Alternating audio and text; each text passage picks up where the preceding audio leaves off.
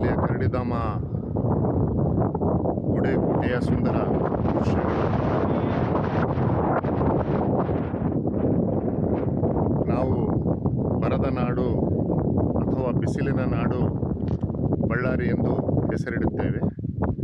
ಆದರೆ ಬಳ್ಳಾರಿ ಜಿಲ್ಲೆಯಲ್ಲಿ ಇರತಕ್ಕಂಥ ಸುಂದರವಾದ ತಾಣಗಳನ್ನು ತಿರುಗಾಡಿ ಈ ಗುಡ್ಡ ಬೆಟ್ಟಗಳಲ್ಲಿ ಅನುಭವಿಸಿ ಒಂದು ಕನ್ನಡ ನಾಡಿನ ಸಿರಿಯನ್ನು ನೋಡಬಹುದು. ಈ ಅವಕಾಶ ಸಿಕ್ಕರೆ ಯಾವಾಗಲೂ ಕಳೆದುಕೊಳ್ಳಬೇಡಿ.